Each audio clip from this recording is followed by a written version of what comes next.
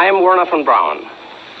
This motion picture was produced to enable you to experience more personally and vividly the most dramatic events of the Apollo 11 story. The pictures and sounds are real, recorded in real time, where the action really was. So, come with us. We are going to the moon. 6, 5, 4, 3, 2, 1, 0. Ignition sequence start. We choose to go to the moon.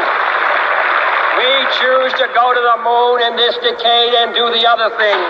Not because they are easy, but because they are hard. I think it means that the job of landing something on the moon where there's no atmosphere and using a rocket to slow it up and having the equipment still work is a very difficult job. We've been brought in here by Stanley Kubrick to more or less ensure the scientific integrity of the film, to make sure that it's very, very close in reality, but still we want to make certain that it has a base of reality. Before the end of the 60s, we will see a man on the moon, to the moon, an American, and we're very proud that our country continues to produce these young men who go so far and carry with them so much.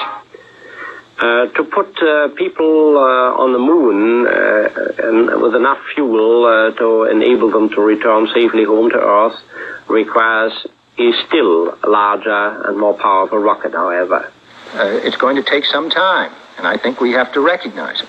They secured these large boosters, which have led to their being first in Sputnik and led to their first putting their man in space. We are, I hope, going to be able to carry out our efforts with due regard to the problem of the life of the man involved this year.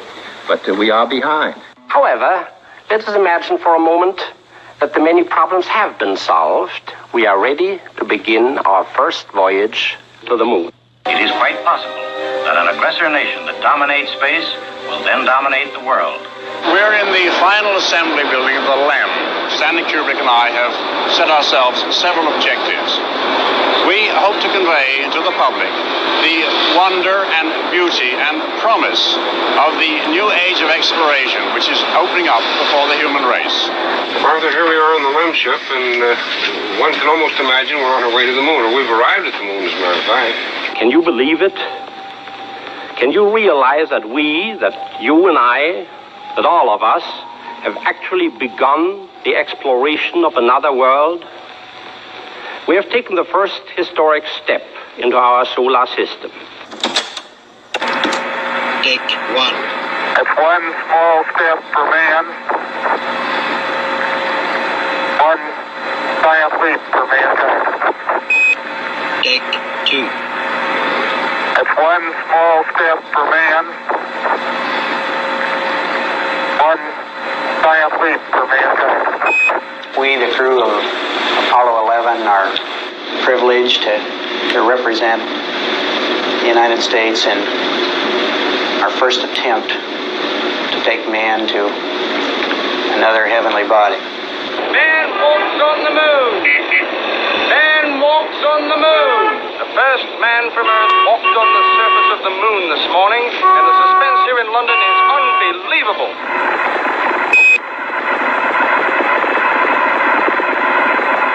Apollo 11, Houston. Okay, Neil, we can see you coming down the ladder now. Okay, Neil, we can see you coming. I'm going to step off the LEM now.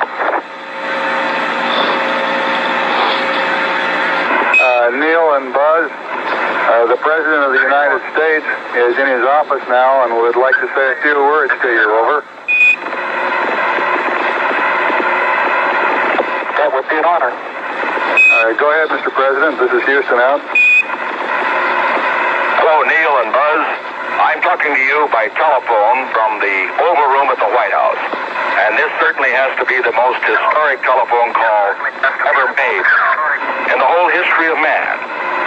All the people on this earth are truly one. One in their pride in what you have done. And one in our prayers that you will return safely to earth.